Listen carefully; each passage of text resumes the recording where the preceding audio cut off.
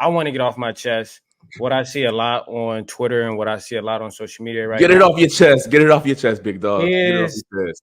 is the shaming and disrespect and the looking down upon two coaches that have left Notre Dame.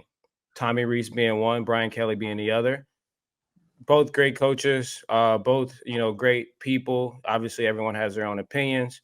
That's my opinion. But all I see on Twitter and X, social media, whatever, is Notre Dame fans just going in on Tommy Rees for leaving Notre Dame because there was quote unquote better talent down there, or Brian Kelly leaving Notre Dame because there was quote unquote better talent down there as well. And they're saying, oh, look what Notre Dame has. Look what Marcus Freeman is doing. And by the way, love Marcus Freeman, love Notre Dame, was just there this past weekend. Went to Friday's walkthrough. Team looked great. They got the guys was ready. They locked in. Coaches all locked in. So I'm not disrespecting Notre Dame. I love Notre Dame. Love the guys. I'm rooting for them all year round or all year long. Want them to go to national championship, win the national championship, of course. But my thing is seeing all this is like, you guys are talking down upon two coaches that have lost to Texas, who very well could end up in the college football playoffs. Outside of Oklahoma, I could see them winning the Big 12 and heading to the college football playoffs.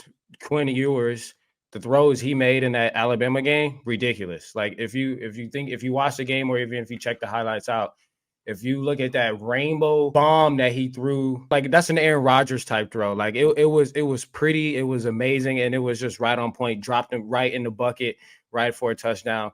But Alabama goes and lose to Texas, not NC State, not Navy, not TSU, not Central Michigan, who they play this weekend. So it's like we're looking down upon these previous coaches after playing, a top 5 team, a top 10 team with first round caliber talent. I don't think Notre Dame has seen first round talent yet.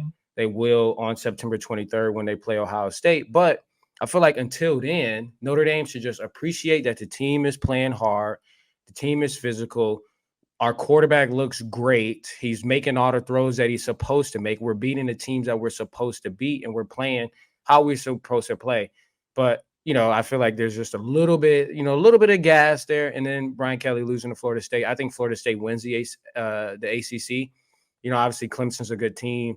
Duke is, a good team. But I just think Florida State has the most, manpower, most talent in that conference, and I think they'll run away with it, at the end of the day. And so when you lose to a Texas team, second game of the season, when you lose to Florida State, the first game of the season for LSU, I mean, there's things to build off of. Like Alabama, they aren't out of the college football playoffs by any means. LSU is not out of the college football playoffs by any means. Those are two great losses to have early. Two great losses to learn from.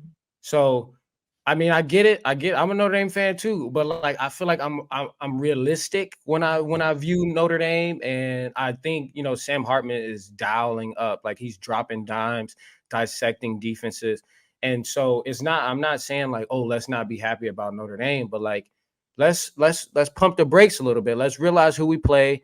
Let's realize who we got this weekend. Let's just let's stay healthy, throughout these games. Build some, some chemistry with the team, the coaches, because we got some new coaches in the building, and just continue to grow together, gain confidence, because we'll need it September 23rd.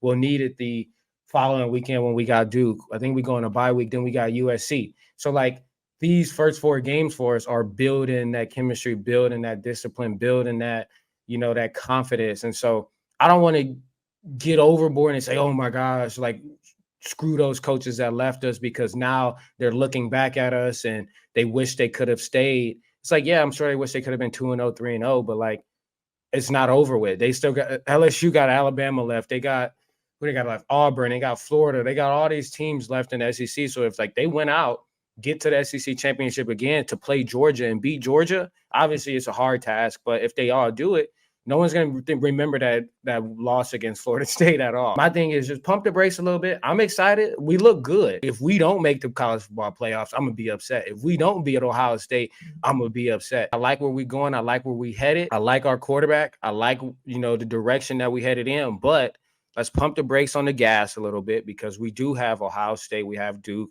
We have USC, Stanford. We lost to Stanford last year. Obviously, it's a little rivalry game. So there's teams on the schedule that could potentially that will 100% be better than the teams that we have played so far.